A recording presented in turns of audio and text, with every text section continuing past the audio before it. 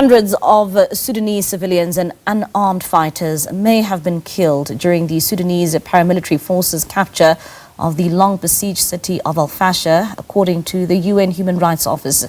The Sudanese army's last significant holdout in the Western Darfur region fell to the paramilitary rapid support forces on Sunday, ending an 18-month siege.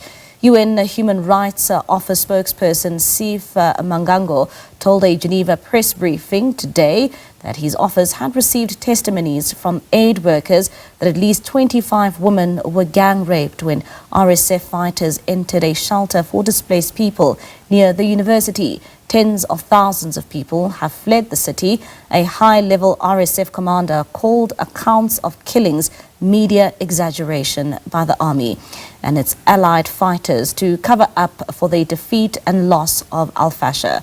The RSF's leadership has ordered investigations into violations by RSF individuals, and several had been arrested.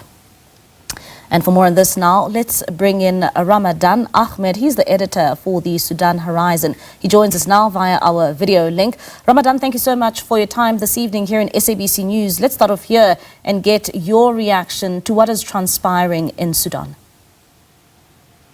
Thank you very much, Mbari, for hosting me. Yes, and maybe let's start off and get your reaction to what is transpiring in Sudan. What happens in Sudan actually is a bit complicated, but the recent developments is that rapid support forces, that is RSF, has taken over the city of Al-Fashir after the siege of 2 years and 2 years and 5 months. That besiege caused a lot of chaos in the city, and RSF refused to allow any kind of aid to the civilians, and starvation was very severe to the extent that people ate animal feed, and some of them died out of that. But now the plight is doubled when the RSF managed to take over the city after 257 attacks that were repelled by the people there. Now, when people hear about the killings that are taking place, the atrocities that are taking place, this is not civilians being caught up in the crossfire. It is indiscriminate killing and intentional killing. The motive behind this killing is because RSF, most of the RSF elements come from outside Sudan. They are the Bedouins, the Arab Bedouins from Chad, and Niger up to Mali. Yeah. These people came to settle in Sudan. So that's why they behave that kind of behavior. This is a kind of settler behavior. They want to wipe off the indigenous people of the land in order to take over their land. Yeah, and they have done that already a few years back. Yes, go ahead. And Ramadan, we understand, I mean, this week tensions escalated even further. And maybe talking about the tensions, what is the situation as we speak on the ground? The situation is indescribable. People in thousands fled the city. Unfortunately, RSF opened corridors and said to the citizens that you have to go. And when people rushed in order to run for their safety, what happened is that they immediately opened fire against them. Thousands are killed. Nobody knows exactly what is the situation at the moment. But for those who managed to flee, they have now scattered actually in the bush, in the desert, and there are some humanitarian, what you call takaya. Takaya is a kind of open kitchen for people to do. It's a part of Sudanese culture. When there is a problem or a plight, people don't have food. Some collaborate and cook for the people, and this is called takaya. So at the moment, there are some who manage to do that for those people who have settled somewhere. Unfortunately, the people who were doing takaya in Al-Fashir during the siege are now, many of them actually got killed, and we lost contact with so many of them. Yes. And sticking to that, I mean, those who are part of NGOs, while we know that, there's so much of lives which have been lost, and a number of people also, are displaced at the moment.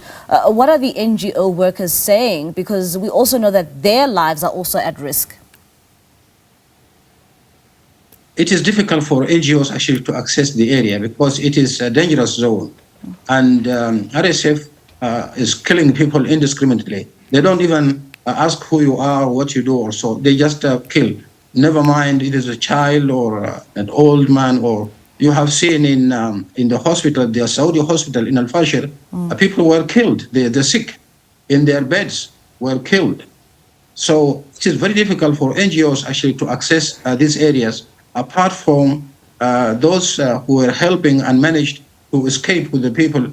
So now they are trying to gather and help and give something to people, but it is difficult.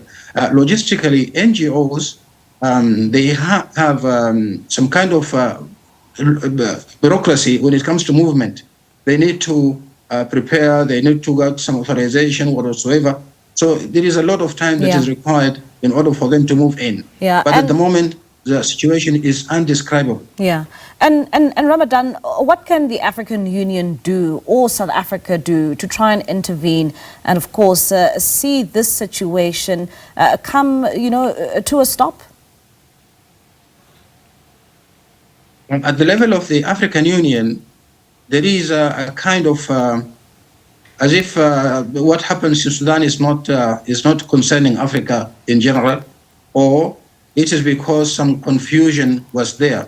Because until this moment, there is a kind of rhetoric that there are two parties fighting, and AU is just calling upon the parties to cease fire and all these kind of things.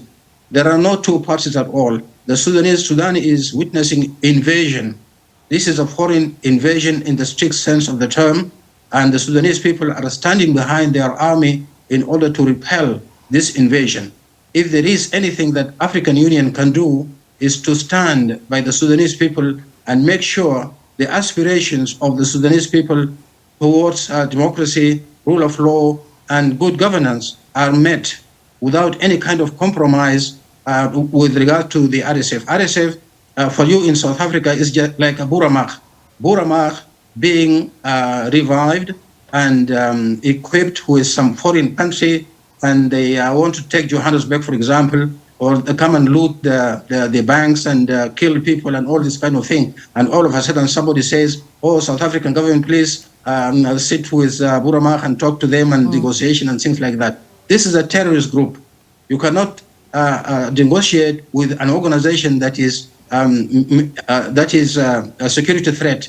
You can negotiate with somebody who is a military threat, but not a security threat, which threatens the lives of innocent citizens. So what African Union can do is to stand by the Sudanese people, Sudanese army, in order to reach into some kind of conclusion where the RSF can be dismantled, the arms can be surrendered to the army, and maybe the future of them being, there can be amnesty or something like that. But there is no any kind of future for RSF as entity after the war. So this is the message that South Africa and the African Union need to understand and get through, so that the Sudanese people can get rid of this kind of plight in which they found themselves. All right, Ramadan, thank you so much for your time. That's Ramadan Ahmed. He's the editor of the Sudan Horizon, talking to us there about the situation in Sudan, of course, and the hostilities there have escalated, and there is a need to cease those hostilities.